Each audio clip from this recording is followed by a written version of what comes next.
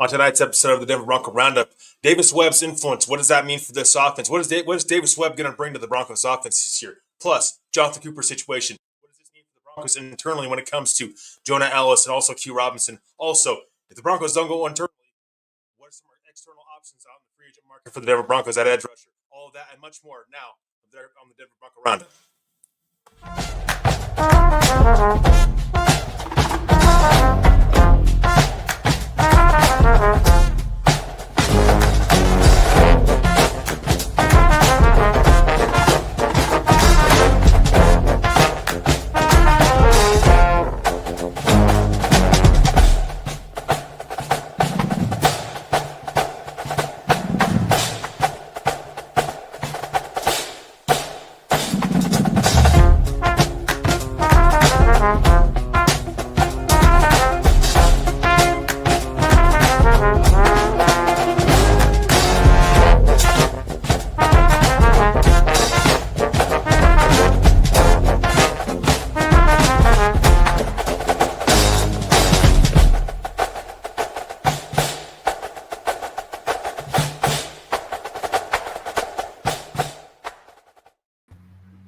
Well, what's up, Broncos country?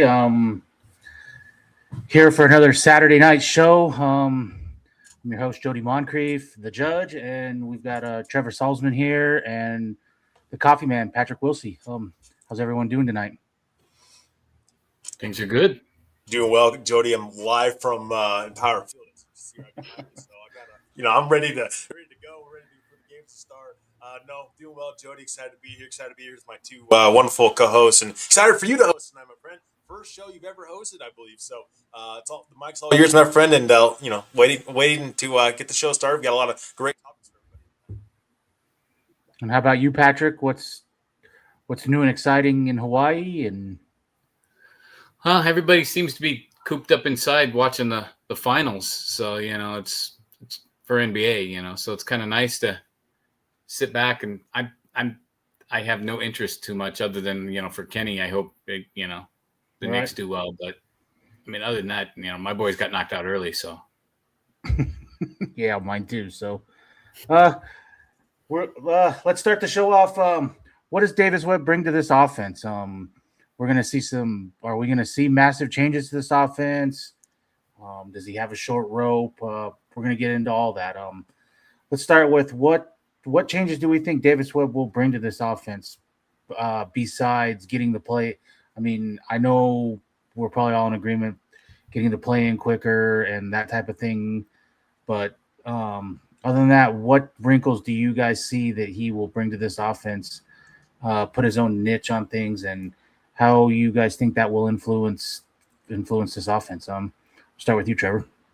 Yeah, before Graham, also I got this my mic situation figured out. I don't know why StreamYard does this crap in the background, but it'll change my mic settings, so I apologize. Thank you for letting me know now, so we don't go a whole show and nobody can hear me. Thank you, I appreciate that, Graham. But to answer your question, Jody, I think his influence is going to be more or less getting Evan Ingram involved. I think we're going to see tight ends be more involved just as a whole in this offense. I think with Davis Webb, he's talked a ton about Jalen Waddle as well, and like them really getting Waddle in the addition he's going to bring to the team. He talked about when he was with, I think, Buffalo. He said Josh Allen and who I can't remember the wide receiver they got. Was it Diggs? I think Stephon Diggs was the guy he talked about. Yeah. And that addition there in Buffalo. He's kind of compared that with Jalen Waddle now. So it's like he's very excited about some of these playmakers. But what I want to see from Davis Webb, you got to get this run game going. You really do. You got to nail this run game down.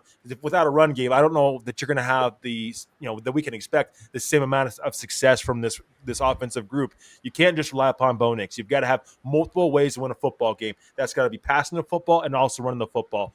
So I think that's going to be key this Broncos offense, but just bringing overall a fresh new look to this offense is going to be huge for Davis Webb and Bo Nix and the rest of this offense. Getting this offense to that next level. Sean Payton got him here. What can they do next with Davis Webb will be the bigger question.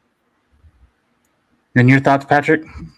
I just think hopefully, he brings what I don't want to call it new coach energy, but because it's going to be Sean Payton's offense, obviously still, but maybe just different eyes on it. So, some of the plays that you don't get to see because Sean's been a little more focused one way or another, and like maybe get a little bit off of those I'd love to see get a pool started when we see the first screen, so to avoid that kind of stuff. So I'd love to see the run start up. I think if he can establish the run and get that line to be blocking for the run, then I think to me that sets up everything else down the line they want to do, pushing Waddle down the field, pushing Sutton down the field. If they get Mims or Franklin in on it, I mean, I just think it's basically just fresh eyes on maybe an old playbook. Yeah, I agree. A couple things that I think you'll see different is plays will be in a lot smoother. We're not going to have this drawn down to 8-7 seconds before the play gets in and Bo Nix is having to rush. I think that's the first thing. I think just executing the play and getting it in on time is going to make a world of difference. Allows Bo to, see the field and see what coverage they're in and different things. He's not having to rush. So I think that's the first thing. The next thing I'm hoping for is not every play that's called is there a different personnel package that comes in. There was too many. Every play, it was a different personnel package every time, and that caused a lot of confusion and different things. I hope that doesn't happen. Those would be the two, I guess, simple fixes I think that he can, without having to really do anything with the offense itself. I think he can adjust those two things. And then, like Trevor said, we got to be more balanced running the football. I know Sean Payton likes to throw the football, and I still think this team's probably going to be 60-40, maybe a little heavier run, or pass, but you've got to commit to the run. That would be the third thing. And then I expect more deep shots, and I expect more shots over the middle. I'm not really sure what happened from the second half of Bo Nix's rookie season to all last year. It didn't seem like they wanted to throw over the middle very much. I don't know if that was just what teams scouting or whatever, but I expect some of that to get taken care of, throwing over the middle and deeper shots. And then lastly, I want to see the tight end get involved more. If you go in some of the deeper stats, Evan Ingram, he wins off the line of scrimmage. So you got to be able to get him the ball when he wins off the line of scrimmage, and get him the ball when he's moving.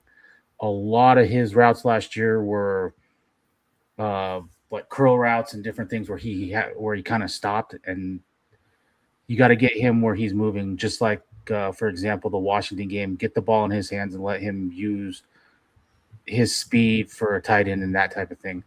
Those would be the things I'd like to see from this offense. Those would be the main ones for me. Go ahead.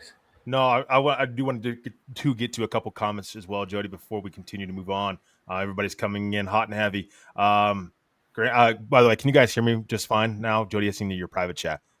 My mic's not good. Okay, good. Yeah, I got you. Vincent says, is Bond back yet? I mean, we'll answer that here relatively short. Stick around for the end of the show because we'll definitely answer that. Vincent says, can't wait to add Waddle and Coleman on the field. Ernie Mays comes in and says, go Broncos country only. Broncos big. No, 31 team small. Hello, Trevor, Jody, and special guest Patrick Wilsey, part of this now, part of our panel, our Denver Bronco Roundup panel. Vincent says, I thought Sean was sus, calling plays here and there. Webb could unlock this offense. And there's Ernie Mays giving Patrick a lot of credit there. Absolutely. Sean's problem, he wouldn't commit to the run even when we were running well. Martin said, just the simplified play language, I believe, will be huge in getting plays in quicker. Vincent says, definitely going to be more up-tempo and with Webb. Great point there. Ernie Mays says, Bo even Bo Nixon, greatest football team. Of course, the Denver Broncos. I got a couple questions. Someone mentioned in there about simplifying play calls. Do you expect that, or do you expect the word salad of play calling, the 10-second play call to get in, or do you expect it to be simplified with less verbiage? I mean, I think for me, and Patrick, I'm curious to hear your thoughts on it too. I think they're going to be simplified down a little bit. I think you have to. I mean, I think that's part of the process of trying to get the play in on time, give Bo Nix time to line of scrimmage. Jody, and you've heard me scream about this for a long time with Sean Payton. Sean, it doesn't need to be a dang storybook. You just need to get it in. It doesn't got to be fancy. It ain't fancy if it ain't working. And so that's the thing. Like, it can be simplified down. I'm not saying Bo can do it, because part of Bo Nix being in this Broncos offense and why Sean Payton also prioritized him being his quarterback, because of the football IQ.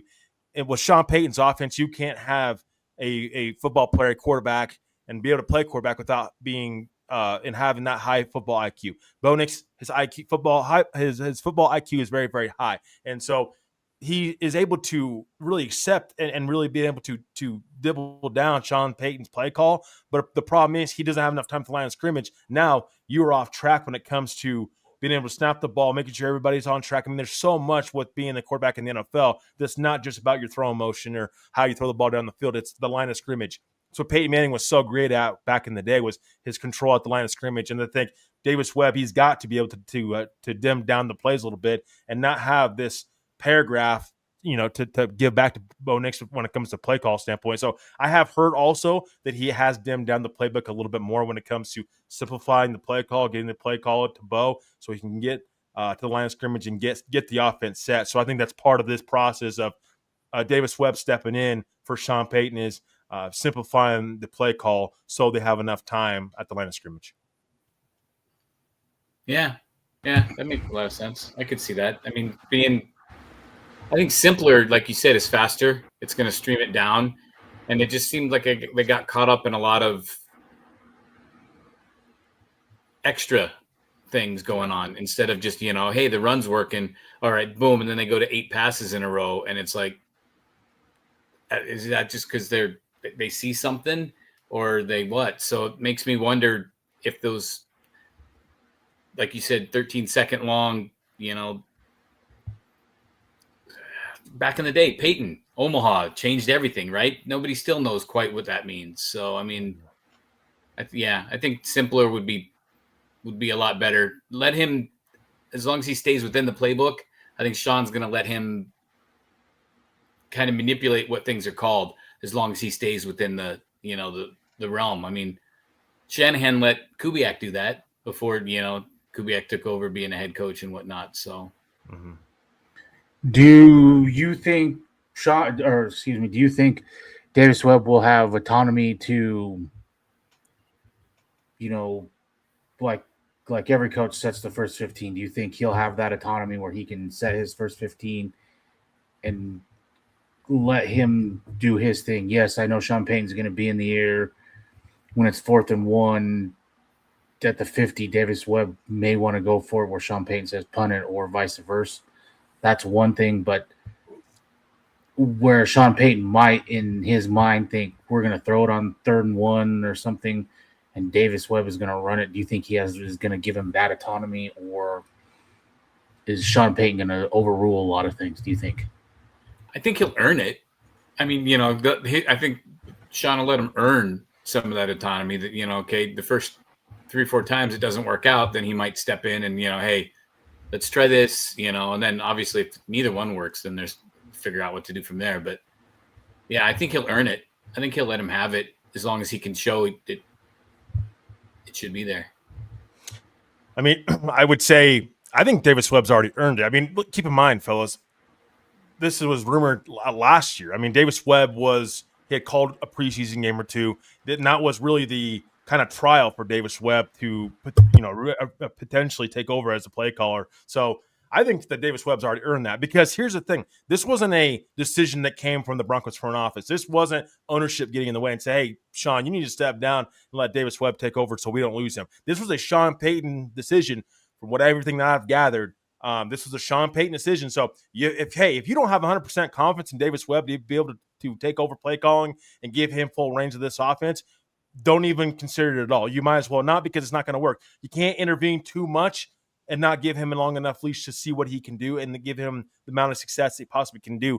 I mean, I just don't think you can go half and half with this or even intervene too much. If you're Sean Payton, you've really got to let Davis Webb take over and let this be his offensive control. And if things start souring, if things start getting out of control, then you step in. Sean Payton's role this year for the Denver Broncos needs to be that CEO take a look at everything on the field and really evaluate everything as a whole. Trust your coordinators, trust your guys. Some of the best head coaches in the NFL, they hire and they trust their OC and DC to do their job. Sean Payton's got to do that. Yeah, I agree with that. I think Davis Webb is going to be given autonomy to call plays in the sequence he wants and that type of thing. And like I said, I do think at certain points, and all head coaches do this, I think they will overrule a certain thing. We're going for it. Pick whatever play you want. We're punting it. It's it's a 3-3 game or whatever. I can see that, but I think he's going to be able to run the plays he wants in the sequence he wants and that type of thing, and let him get a rhythm and see how that works. I got two more. Do you think we see more downfield shots in Davis Webb system, or do you think it's going to be same stuff, different play caller, different guy in Bo Nix's ear? Patrick, go ahead.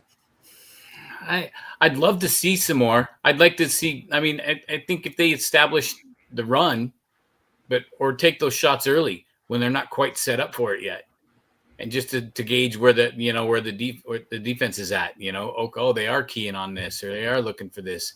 Take that shot early. I mean, it's 0-0. What's it matter? But I could see him being able to start that up. I'd love to see more downfield shots. I mean, that's obviously what Peyton wants too. I mean, that's why he's gearing and getting the personnel in there he wants. So, yeah. I mean, I think for me, deep shots. I don't know about deep shots because I think Waddle succeeds at him over the middle of the field. I think that's why he's going to be Bo Nix's favorite target. I think Waddle's going to have a big season in Denver. I've said Cortland Sutton and Waddle could be 1A, 1B on any given game, but I really think the middle of the field, they're going to maximize the middle of the field. Evan Ingram, too. I think Evan Ingram's really going to get utilized in this offense. And so more deep shots. I mean, for me, deep shots are going to depend on the running game as well. I mean, let me rephrase that. I'm not saying 40-yard bombs. I'm talking the 20-yard passes over the middle. A lot of the stuff what you've seen the second half of Bo Nix's rookie season. Yeah, there were some deep shots in there, but a lot of that over the middle, 10 to 20-yard passes, not these 2-yard little screen passes. That's what I want to see more of. Yeah, definitely. No, okay, that you phrase it. Yeah, I could see that a little bit more. Definitely with Webb pushing that forward and trying to get those guys, like you said, like Trevor was just saying. You got the tight end coming across the middle. You got Waddle coming across, and then, well, okay, what do you do about Sutton? He's sitting out there somewhere. So, I mean, I think that definitely, if they can do that, Webb can push that 10 to 15 yard, like you said, and let them get their yards after the catch. They get 8-10 yards, and then, Waddle's breaking that tackle, or Ingram's speed gets past somebody. I mean, yeah, I could see that. Definitely. Yeah, I mean, I think you have Jalen Waddle. I mean, you got to utilize him. I think that's where one of the more, strengths of his game is middle of the field, and I think he's really going to help out Bo Nix in that category, something that they think they've been lacking lately. But you've got to utilize the middle of the field. That could be Bo Nix's best friend, possibly with Waddle now being in play and being on this team. But you've got to utilize Waddle. One of those areas you can do that in is middle of the field. So, yes. Yeah, I agree with that. I expect a lot more over the middle this year. For whatever reason, I don't know. Like I said, I don't know if it was just as being in his second year and team scheming it up, but it just seemed like he didn't want to throw over the middle this year very much, and not a lot was called there. And I expect a lot of that to change. And one thing that'll help that a lot is this run game. Absolutely, I agree. Jody, let me get to a couple comments real quick. Everybody's filling up the comments. Appreciate everybody joining in.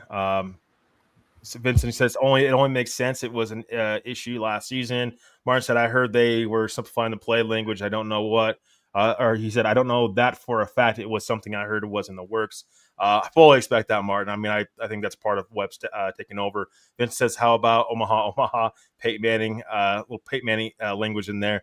Sean was indecisive at times too. Yes, Mr. Glenn Ashley, my co-host on the Juice Football Talk Show. And Glenn, your comments are so big that you're overriding my image out here. Come on, man, that's rude. Just kidding. He says, good afternoon from the Ice Bath, Judge Jody, Rocket Man Trevor, my Uso Patrick, posse, Broncos country, Australia is about to come to a World Cup standstill. Absolutely, Glenn. Great to see you, my friend. Can't wait to be back on the juice with you Tuesday night, 9 p.m. Mountain Time, 11 p.m. Eastern Time. You can catch me and Glenn Ashley and Mr. Kenny Kirkpatrick. Glenn says Keith sober. Oh, he's talking about Keith sober on here. Sorry. Ernie Mays. Let me get through this.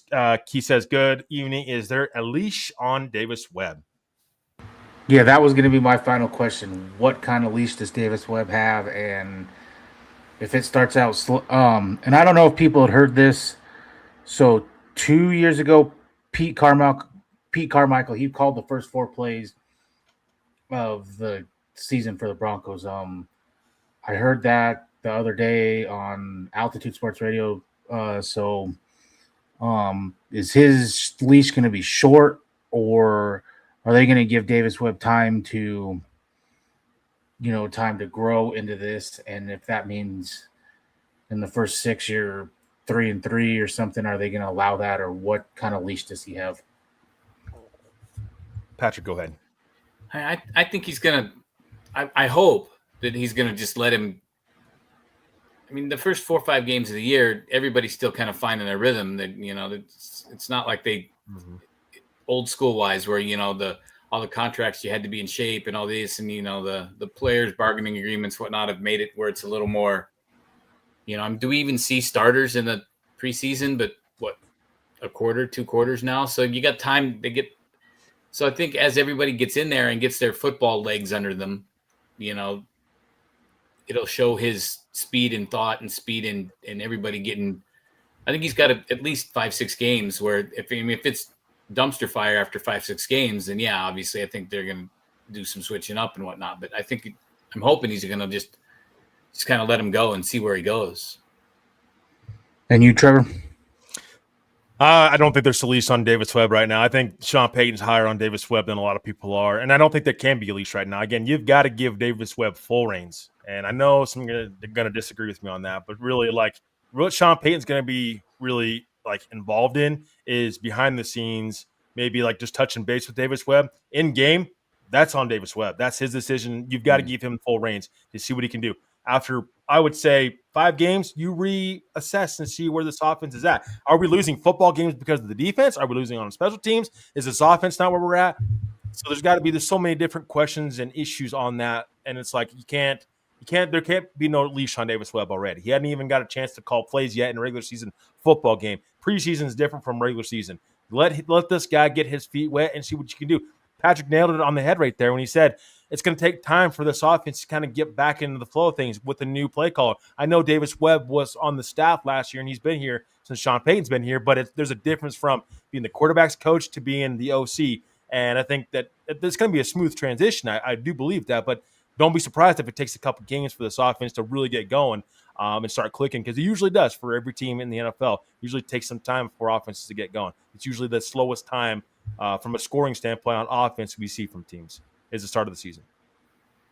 Yeah, I'll agree with that. He needs full autonomy or almost full autonomy to run what he needs to run, sequence he wants to run it, that type of stuff. And if it starts out poor the first couple of games, I'm not taking it away. If it's Nate Hackett bad or stuff like that, then that's a whole nother topic. So yeah, I think he needs full reins. And then my last one on this topic, I guess I'll go rapid fire for everyone. Do you expect Davis Webb to struggle, or do you expect him to fix the mistakes of getting plays in on time and getting Bo Nix the amount of time he needs up at the line and that type of thing? Do you expect this offense to take that leap where it's now a top 10 offense in football? We'll go to you, Patrick, first. Yeah, no, I definitely. I mean, if he can, like we were talking earlier, if he can get the play call simplified down, and where he's got the line with 15 seconds to go, all the old school greats, they had time. Peyton obviously a different football line, but he could look out and see he had time to, okay, this guy's lining, this guy's leaning, this guy's whatever, and had that time. If he'd have had 5 seconds, I don't think he'd have been near as good as. And I think that's where Bo shines, is if you give him time, he's got even more time to get that IQ flowing and going with what needs to happen. So yeah.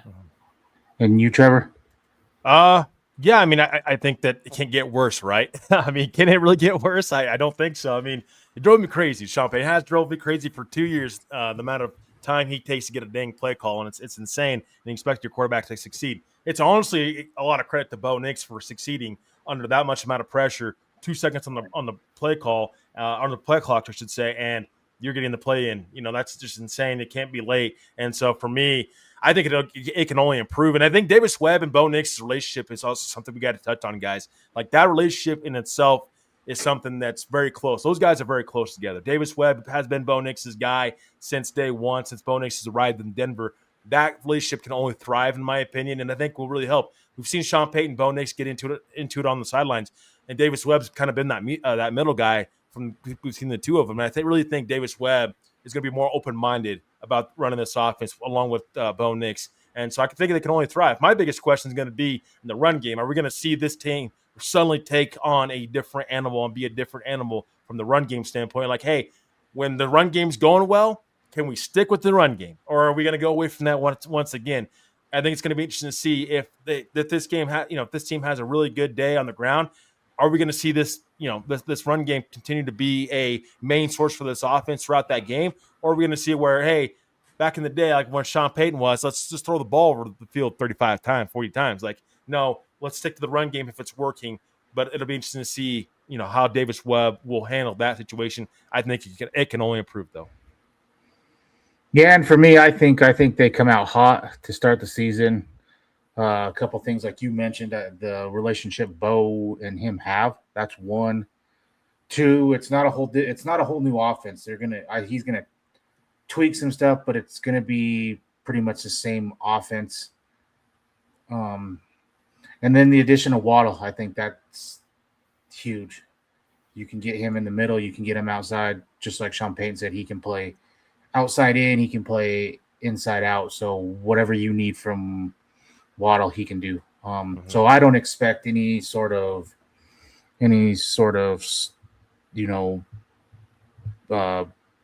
delays or any of that type of thing. I expect everything to go well right out of the gate for him. So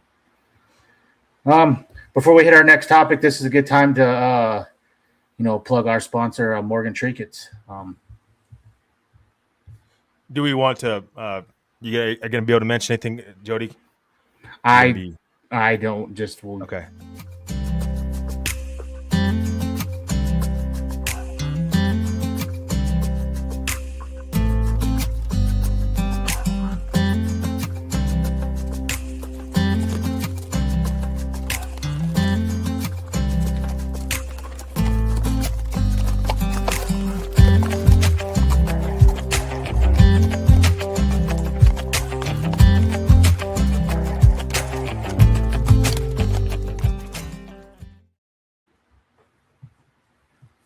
That was another wonderful word from our sponsor, Miss Pearl. I want to thank Miss Pearl for all of us here at on Denver Bronco Roundup and Rocky Mountain Sports Network for being an amazing sponsor out there. Miss Pearl, if you're watching live out there, please throw something in the comments for as well, where your dates and some of your upcoming live shows, and we'll definitely put it on screen for you. But want to thank Miss Pearl and our wonderful sponsor for always being an amazing sponsor for our shows. And just know, Miss Pearl, we love and appreciate you.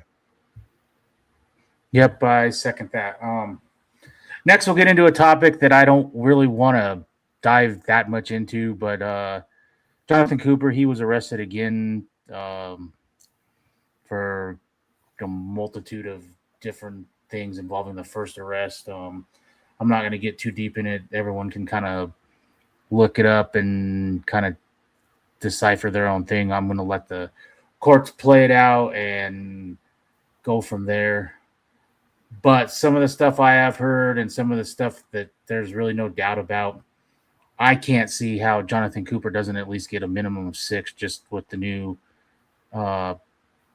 league rules and what they've bargained and different things. So with that being said, where does Denver turn? Is this Jonah Ellis' spot, or does Q Robinson have a real chance, or do you think they look for someone outside like a Von Miller, a Hassan Reddick, a Cam Jordan to come in and fill that role? Start with you, Trevor. Yeah, let me get to a couple comments. We got a couple star comments first before we get into this, Jody. I got Mr. Michael Ronquillo, the Ronk. Good evening, Trevor, Jody, Patrick, and Go Bo Broncos. Sending 100 stars. Thank you very much, Michael Ronquillo. We really appreciate you as always, and great to see you tonight. We got Phil McLaughlin coming in and says, "Good evening, Rocket Man, Judge, and Mr. Coffee. Webb has to be given some time. It takes time for players to get used to his play calling. Yeah, but it might be an easier transition knowing that he's been on staff for a couple years." And him and Bo Nix, that relationship's huge. Glenn says, I think Davis Webb will thrive. The run and Mr. And wide receiver improvement will open up the field. Waddle will menace opponents, with his crisp routes, Jolly and Bentley to surprise as well. And then we got one more question I want to get to really quickly from our wonderful supporter, Keith Sober right here. What do you think will happen with Nick's progression with the new quarterbacks coach? Well, I mean, I think, like you said, a lot of his, the shorthand him and Webb will have together. I think he's gonna leapfrog a lot, and I mean, there might be a struggle or two here and there as everybody else learns that shorthand and learns those things. But I think Nick's himself will really shine out. I think he'll show why we picked him when we kicked him. I think it'll be good. This I've said for a while. I think this will be Bo Nix's best season so far out of the three. This will be his third one. I expect big things from Bo. I think Bo is motivated, focused. I think last year really hurt him more than just the ankle after the Buffalo game, not being able to play in that AFC title game and knowing how close he was in year two. And I think that's made him motivated, and I expect big things from Bo. So I think with Logan Kilgore there, I think things will thrive, and I think it'll be a seamless transition. I would say the same. I'm going to second that, Jody, because Logan Kilgore has been on the Broncos staff since 2023. So he's been, I think he was an offense analyst assistant, I believe. So he's been on staff. He's worked with Bo Nix as well. But again, it's going to be like, even if the relationship isn't the greatest, which again, it'll be just fine. Davis Webb, he still has that relationship with Davis Webb and so on and so forth. So it can only grow stronger. And so I don't expect any regression from Bo Nix. I think he will only get better. My only question with Bo Nix is going to be, how does he come back from that injury and stuff like that? And can the offense take pressure off him long-term in the passing game? Or let's just say running game, sorry. But Jody, I'm going to go back to your question. Thank you to everybody out there as well for sending questions and comments. I'm in stars as well. Just know we all appreciate you all out there watching live. So for me, internally, I will say I think it's just Jonah Ellis' job to lose if Jonathan Cooper situation, if he gets suspended or if he gets cut. Again, I don't want to get into it too much either, because we're going to let the courts take a look at all that stuff and determine. And I do expect probably some sort of suspension to come down from the NFL as well, as this is the second time in a matter of weeks that he's gotten in trouble. But I will say I think Jonah Ellis is probably the guy to take over if Jonathan Cooper is suspended or not on this team anymore. Q Robinson, I love what Q Robinson is able to do. Heard a lot of good things about Q Robinson up to this point. Again, it's we're not at training camp yet, and there's no pads on, so we have let's continue to see how Q Robinson develops as a player. But Jonah Ellis, I think he's very solid run stopper. I will say, I think Jonah Ellis, given the opportunity, I think you're going to see a little bit bigger numbers from Jonah Ellis once he sees the field. I think he was 14th had 14 pressures on this team this year. And he didn't even play a full season. So Jonah Ellis' ability to get after the quarterback is something that can't be understated. Q Robinson has a ton of upside, though. So if Q Robinson takes big steps in the right direction, he'll probably will at least be in competition with Jonah Ellis to push him to be that starting edge rusher if Jonathan Cooper's not able to go. But you got a couple good interior, not just say interior, but internal candidates to take over if Jonathan Cooper is not able to hit the field. And two young guys that you've invested. I think Jonah Ellis was a 3rd-round pick. Q Robinson, a 4th-round pick, if I'm not mistaken. So they've invested in these young guys. Time to let them hit the field and see what they have. And you, Patrick? Yeah, I mean, I'd love to see. I don't know that much about Ellis. I'll admit I didn't pay that much. I didn't look into him that much last year and whatnot. But, I mean, Q looked good the time we saw him. I'd love to see him jump in and be able to go. I mean, if they look outside, right, but I think there's some definite upsides on the younger guys. You know, you bring those in, you let them make those mistakes, let them learn from, like he said, getting the pads on and going. You know, that's the only way they're going to learn is that everybody's got a plan till they get hit in the mouth the first time, right? Isn't that what Tyson said? So I mean, you know, we can all think, oh, Q's going to kick butt, and then he gets hit once, maybe he doesn't like it. Who knows? But and for me, I've been really high on Q Robinson. For one, I don't really see a way that John, even if charges are dropped and all that, just what has been out there, I don't see a way that he doesn't get suspended now. So I've been high on Q Robinson, especially what he did the later part of last season. And he is a guy that I think really could come in and start for this team. So that's where I would lean if they have to go anything. Now, outside, I know everyone's going to say Von Miller and bring Von Miller in. And I don't have a problem with Von Miller coming in. But this is not a DeMarcus Ware type situation with Shane Ray where these two guys have been in the system for a couple of years. It's time to let them see what they can do.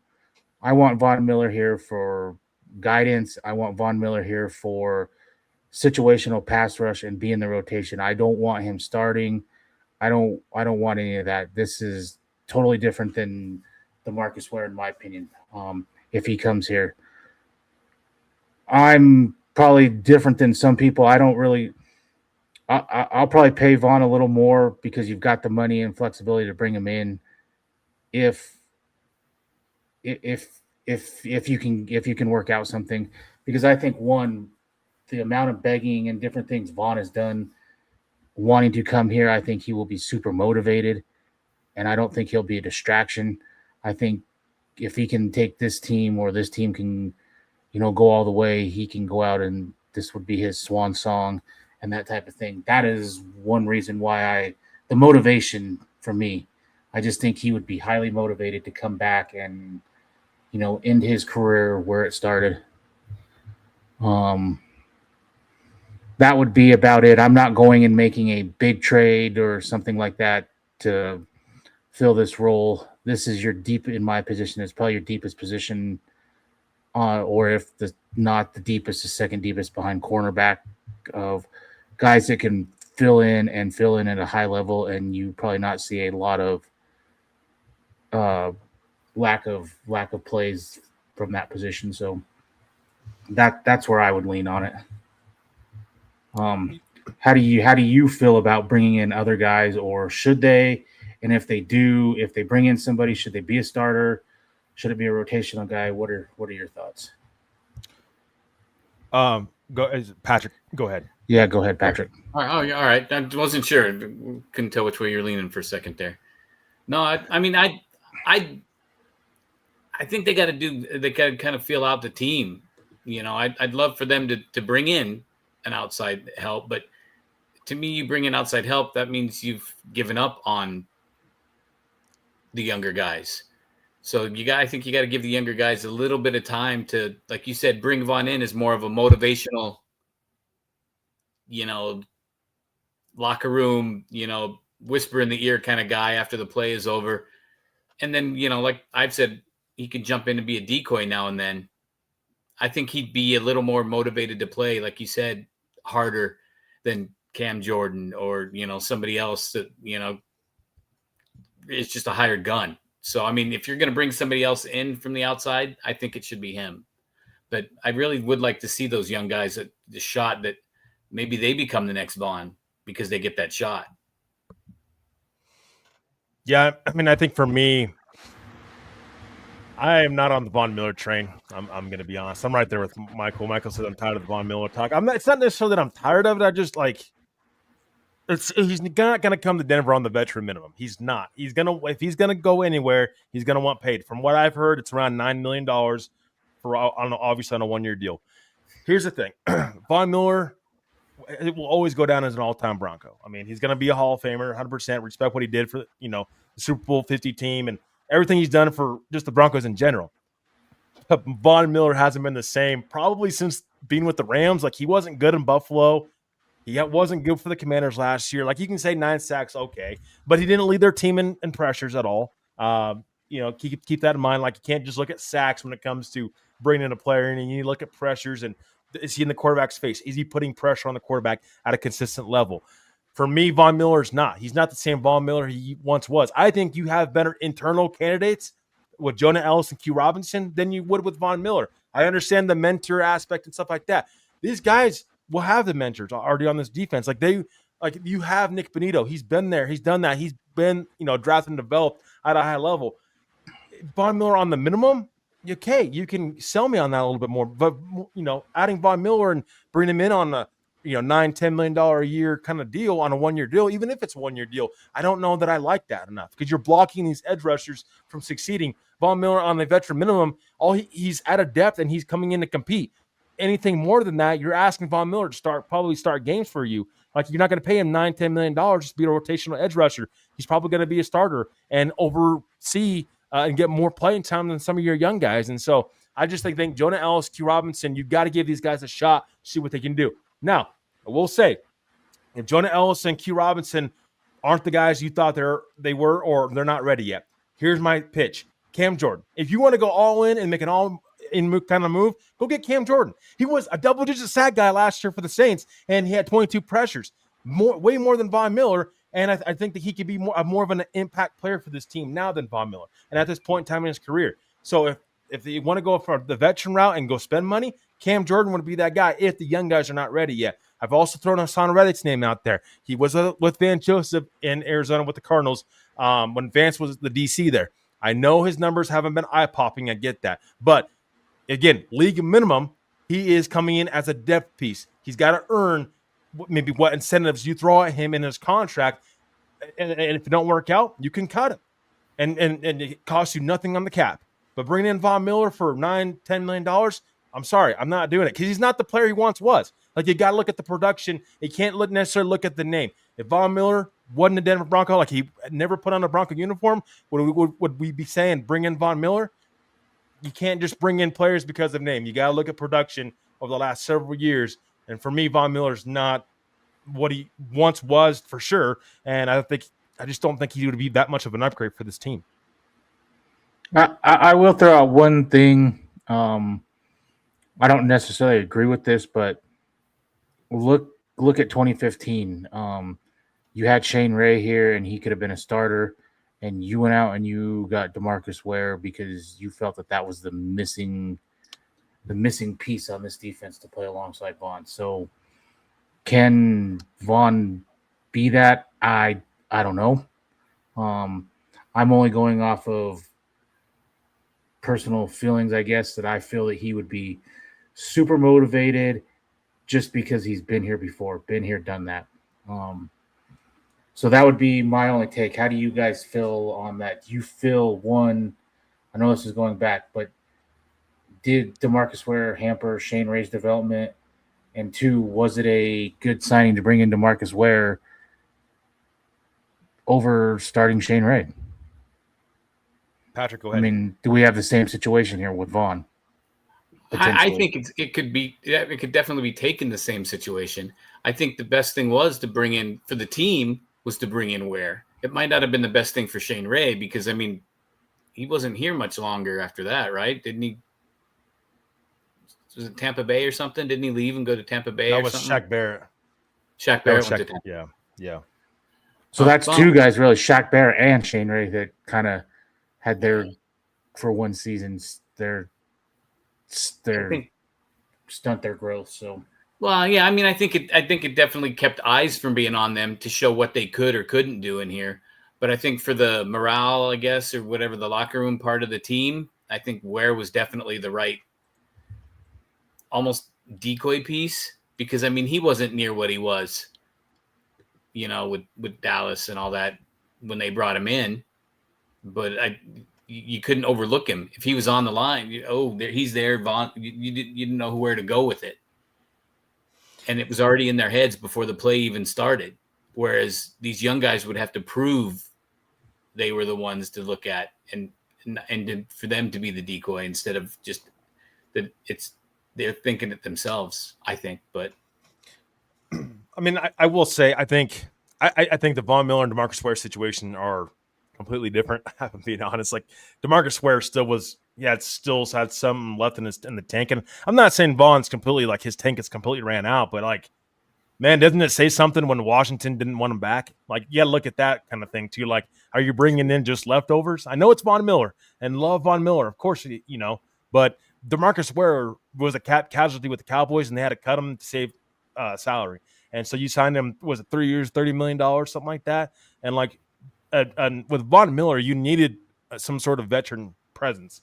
I mean, you needed a guy that did it at a high level for a long time. DeMarcus Ware was that guy. I mean, he did it for a very long time in Dallas, and he still was a 2-time Pro Bowler in Denver. Like, he still had a ton left in the tank, and Dallas unfortunately had to cut him. And I bet that if they go back, they'll tell you, hey, we regret that. We wish we would have kept DeMarcus Ware in the Dallas Cowboy uniform the rest of his career, because he ended up helping the Denver Broncos win a Super Bowl. And he only elevated Von Miller because of not only being a mentor to Von, but also taking some of the pressure off, like Patrick had said, taking some of that pressure off of Von Miller. And of course, we don't know if Elvis Duberville ever, that deal never got nixed or, fax kind of thing. Maybe DeMarcus Ware is never a Denver Bronco, and Elvis Duberville is that guy here alongside Von Miller. But I don't think that this team's in that kind of situation. I think Nick Benito, he's very smart on and off the field. He don't need a veteran mentor there beside him. He's just fine and had a great season this past year doing what he did. So I don't think this team is in that kind of situation. Von Miller and the Broncos at that time were in that kind of situation where, hey, I needed a mentor to be in that room with me to show me kind of how to do it the right way. And I don't think this team is there right now. I think Von Miller, again, love what Von was able to do with Denver. And again, all-time Bronco, future Hall of Famer, no doubt. Wouldn't be surprised if he's a first ballot Hall of Famer. But where this Broncos team's at right now, I don't think that veteran mentorship is necessarily needed. You've got that in your head coach and Sean Payton. You've got that with Vance Joseph. You've got that with Patrick Surtain and some of these guys on the defense side of the ball. And I think Nick Benito in himself has started to become more of a mentor kind of role. Very young mentor, but he's taken on some of those responsibilities as well. Yeah, I tend to lean that way. I don't think Von is what he used to be. There's a couple of differences. Von's had a couple knee injuries. DeMarcus Ware did not, so I know that's hampered Von. If Von comes in here, mainly for me, it's two reasons. One, it's leadership for these younger guys, and it's to be a rotational, situational guy. That's it. It's not to start. It's none of that. And if you can get Von to buy in for that, then I'm all in on that. If Von wants to come in here and create a distraction, thinking he's going to start, then I don't want any part of that. So, I want to. I will say, I don't mean to interrupt you, Jody, but doesn't it say something when he's begged Sean Payton, George Payton, and the Broncos, top brass to come back, and they still haven't brought him back? Doesn't that say something? Like, yeah, we really don't need that in our locker room. Like, isn't there still kind of some sort of diva there in Von Miller? Yeah, I don't know. And this is a Sean Payton thing. I mean, look what he did when he came in here. I mean, he cleared this team out basically, other than a couple of guys, really, Garrett Bowles and Cortland Sutton. I mean, Justin Simmons was a captain. He was an all-pro guy, and he got him out of here for whatever reason happened behind the scenes. I mean, there are guys Sean Payton wants, and there are guys Sean Payton doesn't want, and that very well might be Von Miller for whatever. I mean, I know everyone has their personal feelings on him and whatever. Sean Payton, he just might not be a Sean Payton guy. So, yeah. We had a couple comments I want to get into as well. Phil comes and says Robinson is going to have a great year. It is sad when these kids fulfill their dreams and make it to the NFL, and then below it happens too often. Yeah, Phil, unfortunately, you got to make sure you're get some under some sort of mentorship in the NFL, because there's a lot of pressure on you. He says, Glenn says, Cam Jordan or Von Miller. If it's 6 games, we should add one or both. The young guys on situational. Vincent comes and says, I really believe Von is willing willing to play a role, of course, for the right price. Martin says, I like Cam Jordan if we can get him cheaper than Vaughn. I'm in on that. We don't need to act too quickly. Let's see what happens and develops with Cooper and make a more informed move when we have to. 100% agree on that, Martin. And let those guys play out in training camp. Let Hugh Robinson, Jonah Ellis have some sort of competition. Thank you, Ernie Mays. Appreciate that. Awesome Broncos podcast, gentlemen. Thank you very much, Ernie Mays. Really appreciate that. Michael giving us an update on the Knicks as well. About to win, possibly win an NBA championship. Martin comes in here and says, I disagree. Ware was still a monster. I'm with you, Martin, on that one. Glenn says, what do you do? Is play Jordan permanently while Cooper's out. Vaughn situationally too. Jordan can also fill JFM role. Trevor doesn't want Vaughn. When you're in the Super Bowl window, you make these moves. Yeah, Glenn, but you don't make these moves out of what Vaughn used to be. You are getting Von Miller for what he is now, and I think really you got to take a look at the broader sample size. I mean, really, the Commanders. We talked about it on the Juice Football Talk Show. Their edge rusher room was not very good, and they did not bring back Von Miller. Ask yourself why. I want to challenge you to that. Glenn says Miller has shown he has more in the tank than when we got Ware too. Disagree with that, Glenn. Vaughn far more athletic, even with the knee issues. The mental side of the game when with opposite teams will be be handy too. Glenn says I think no one else was added until we got to the June cuts to preserve picks more than your suggestion. We don't want to add. I also want a coverage linebacker. You guys got anything else to add on those? Yeah, can I throw out one other name and see what you yeah. guys think? Does he play a role in this? Drew Sanders. We'll go to Patrick first. I mean, I think if he can prove he's healthy and prove he can and be in there more than just a guy sitting in the meeting rooms, for things. But yeah, I think Drew. I mean, they obviously drafted him where they drafted him for a reason. They saw something. So I mean, if he can come back healthy and just show up average, but be there every game, be there every play, I think it'd be a big difference. And you, Trevor? No, because I don't think you can really, expect a whole ton from Drew Sanders at this point. I mean, you're lucky if he makes the 53-man roster. I had heard last year if he didn't get hurt, he wasn't making the 53-man roster. So, that's just a little wrinkle to throw out there. I don't even know if he'll make it this year. I will say the Broncos haven't done him any favors moving him constantly to edge rusher to inside linebacker. That's why I'm saying they need to be careful with Jonah Ellis doing that, moving him inside, outside. You need to just let these guys be who they be. And now if you need to, to switch them over for different packages, it's one thing. That's what I think they'll do with Jonah Ellis. But you got to be careful on moving these guys back and forth because it does become challenging. Inside linebacker to edge rusher are two completely different positions. Have to be careful with that. The Broncos just seems like they're everywhere with Drew Sanders, and it's just been a disaster from both sides, the Broncos and Drew Sanders sides. He can't stay healthy. The Broncos don't know how to utilize him and where to utilize him at. I will say I have to laugh at this comment from Vinny, or I'm not sure how you pronounce it. Vinci 8655. He was out on Drew Sanders 2 years ago. I have to laugh at that. That's about when he started getting hurt. So, unfortunately, I guess the only thing for me is why they didn't activate him, but why was he dressing, or why was he participating, in the last two playoff games in practice all week? Why did they bring him back? Something is there. I don't know if that was just a smokescreen or what, but something there. Just like with Lucas, or with the tight end from Utah, Caleb Lohner. The same thing. Something was up. Why they were participating, and people thought that they might dress in the AFC title game. So that would be the only thing for me. I mean, I would say that. Sorry, Jody, go ahead. No, go ahead. I was gonna say to that, like, adding off that, I think why you do that is like Drew Sanders was the 67th overall pick in the 2022 draft. So he's the third round pick, top 100 pick you use on him. So you need to really see like what does he showing anything at all to kind of keep him on this roster going forward. I think you knew he wasn't going to play in the playoffs and stuff like that, but Is he showing anything in practice, like any sort of upside at all? I think if you're a coaching staff, you're really looking at that like, hey, is there anything there to keep him going forward, or do we need to move on? Like, you're constantly scouting, you're constantly trying to get better, whether you're in season or not, whether it's in practice or not. Like, hey, is this guy worth keeping long term, or do we need to move off him in the offseason? Has he shown enough? And if you're the Broncos, you want to get that good sample size of Drew Sanders. Maybe not, playing on the field in regular season and the playoffs last year, but you need to see him in practice and see, hey, does he have anything that he can give us going forward? Is there any potential upside that we, and a reason to keep this guy around long term, or at least going into next year, I should say? Yeah, I agree with that. I'm basically wait and see. I need to see him stay healthy and see what he does in preseason before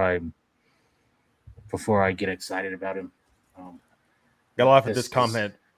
Go ahead. Sorry. I was going to say this comment from Glenn. Glenn, I think that you're Von Miller's agent. You're trying to sell us on Von Miller, and you're not selling me. You're not fooling me, my friend. And we're going to have this debate. And, I mean, maybe Patrick is too. I don't know. He's got a Von Miller shirt on. So, but Glenn says Von can get 5 to 10 sacks playing certain packages. I would say also say to Von, veteran minimum contract with incentives. Yeah, Glenn, I could be on that a little bit more if that was the case. I just think Von Miller's wanting more money than some people, are noticing maybe. There's a reason why he's still on the open market. If a team can get him on the veteran minimum and with incentives, don't you think Von Miller might be off the open market by now? Something to ask yourself. I will say he did have 9 sacks last year for what that's worth in a situational type role on a worse defense. But that's the only reason he would be here, though, is situational. I mean, I have been somewhat swayed to Trevor's side there with the let the younger guys go after looking at some of the things that I'm, being able to look up YouTube plays and things and whatnot, checking stuff out a little more in depth than I get stuck with out here in Hawaii sometimes. Mm-hmm. I mean, I'm definitely on that wagon a little more, but I mean, yeah, if he wants to play in Denver that bad, you think he'd take that? You think he'd take that, $1.5, $2 million a year, and then, if you play in 10 games, here's another $1 million, or here, whatever it happens to be to get towards that 9 you want. Well, I think the incentives would be another motivational factor. Yeah, I mean it would be, but again, I think that this Broncos front office are also like they're not afraid to make a move, but they're not afraid to stick with their guns and stick with their guys. I mean, really, like. People who were doubting Nick Benito a couple years ago, and look, he turns out to be one of the best edge rushers in football. Like, you also got to stick to your guns and just really believe in the roster and what you have. And so I think, listen, Jonathan Cooper and Nick Benito both were draft picks for this team. Like, clearly they have some sort of knowledge and know how to develop these edge rushers. And that's something to think about going forward. Like Q Robinson, Jonah Ellis, these guys were draft picks. Who's to say that you can't develop these guys and these guys can't become impactful pass rushers? I think that you could have to give them at least a chance. That's all I'm asking for is give these guys a chance to see what they have before you go and sign a veteran. I think Martin hit the nail on the head with that when he said, hey, we don't need to sign a guy tomorrow. Let's wait on the whole Jonathan Cooper situation, let it play out, but also give these young guys a chance to battle it out and see what they can do. Maybe they end up beating out each other. One of them end up beating out each other. But you have a guy that can fill in for Jonathan Cooper and be that next other pass rusher on the other side of Nick Benito. Maybe you have that. The last thing you can do is really sign a veteran and, you block these young guys and now you're not able to see what you have with some of these young guys internally. So you really got to see what you have internally before I think you can take that extra step and say, we got to go add a pass rusher. You really got to see what you have within your room. And I think the Broncos are higher on their internal pass rushers than other people are. The last thing I'll add on this is when J.K. Dobbins went down, they didn't rush to go get a running back. When Ben Powers was out for however long he was last year, they didn't go rush to get a lineman. That really hasn't been Denver's MO. And I don't know if this goes back to 2 years and the name, I'm drawing a blank on the name, the cornerback that they picked up from Pittsburgh that came in here and got embarrassed by Jerry Jeudy on Monday Night Football. And that stunted the growth of some younger players playing him.